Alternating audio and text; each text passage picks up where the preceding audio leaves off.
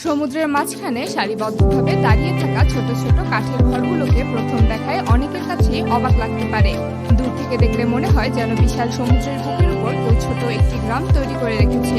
কিন্তু বাস্তবে এগুলো কোনো গ্রামের বাড়ি নয়, বরং শত শত বছর ধরে ব্যবহৃত হয়ে আসা এক অসাধারণ মাছ ধরার ব্যবস্থা।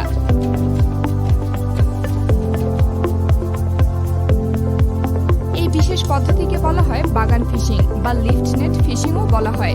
ইন্দোনেশিয়া, মালয়েশিয়া, থাইল্যান্ড এবং ফিলিপাইনের উপকূলীয় এলাকায় এই ধরনের কাঠামো সবচেয়ে বেশি দেখা যায়। সমুদ্রের ভেতরে অনেক গভীর পর্যন্ত খুঁটির উপর এই ছোট ছোট ঘরগুলো বানানো হয়েছে।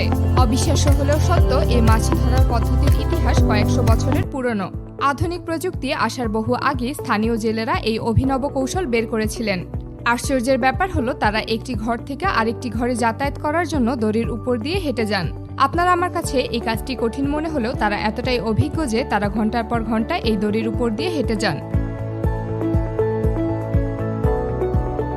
সবচেয়ে আশ্চর্যের বিষয় হলো এই ছোট ছোট ঘরগুলোতে জেলেরা দিনের পর দিন বসবাসও করেন। ছোট্ট সেই ঘরগুলোতেই থাকে রান্নার ব্যবস্থা, বিশ্রামের জায়গা এবং প্রয়োজনীয় সব সরঞ্জাম। কখনো কখনো একজন জেলে টানা কয়েক সপ্তাহ পর্যন্ত সমুদ্রের মাঝখানে অবস্থান করেন শুধুমাত্র মাছ ধরার জন্য। এই কাঠামোগুলো তৈরি করাও মোটেও সহজ কাজ নয়। সমুদ্রের তলদেশে গভীরভাবে পুঁতে দেওয়া হয় শক্ত কাঠের খুঁটি, তারপর বাঁশ এবং কাঠ দিয়ে তৈরি করা হয় এই ঘর। প্রবল ঢেউ, জোয়ার এবং ঝড়ের মধ্যেও যেন এগুলো টিকে থাকতে পারে, সেজন্য এগুলোকে বিশেষ পদ্ধতিতে বানানো হয়। অনেক এলাকায় প্রজন্মের পর প্রজন্ম ধরে একই পরিবার এই পেশার সঙ্গে জড়িয়ে রয়েছে। একজন বাবা যেমন তার ছেলেকে মাছ ধরার কৌশল শেখান, তেমনি ছেলেও বড় হয়ে একই পেশাকে বেছে নেয়। ফলে এটি কয়েক শত বছর ধরে এভাবেই চলে আসছে। সমুদ্রের মাঝে বসবাস করা যতটা রোমাঞ্চকর মনে হয়, বাস্তবে ততটাই কঠিন। প্রচণ্ড ঝড়, বজ্রপাত, বিশাল ঢেউ এবং অনিশ্চিত আবহাওয়ার সঙ্গে প্রতিনিয়ত লড়াই করতে হয় জেলেদের। দিনের বেলায় এই কাঠের ঘরগুলোকে অনেকটা নির্জন মনে হলেও রাত নামার সঙ্গে সঙ্গে পুরো দৃশ্য বদলে যায়, কারণ রাতের অন্ধকারেই শুরু হয় আসল কাজ। প্রতিটি ঘরে জ্বালানো হয় শক্তিশালী বাতি, যা সমুদ্রের গভীরে থাকা ছোট মাছ এবং বিভিন্ন সামুদ্রিক প্রাণীকে আকর্ষণ করে। আলো দেখে মাছগুলো ধীরে ধীরে ঘরের নিচের অংশে জড়ো হতে শুরু করে।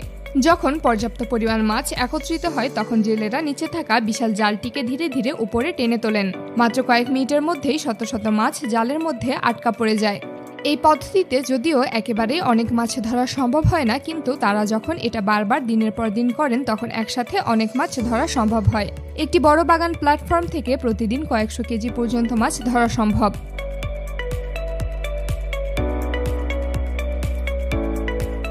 ধরা পড়া মাছ স্থানীয় বাজারের পাশাপাশি বিভিন্ন শহরেও সরবরাহ করা হয়। শুধু মাছই নয়, অনেক সময় চিংড়ি, স্কুইড এবং অন্যান্য সামুদ্রিক প্রাণীও এই জালে ধরা পড়ে। বিশেষ করে স্কুইড ধরার জন্য রাতে শক্তিশালী আলো ব্যবহার করা হয়। আবার দিনের বেলাতেও জেলেরা জাল ফেলে রাখেন। বিকেলে তারা সেই জাল তোলেন এবং মাছ সংগ্রহ করেন। একজন ব্যক্তি ট্রলারে করে এসে প্রতিদিনের ধরা মাছ সংগ্রহ করে নিয়ে যান।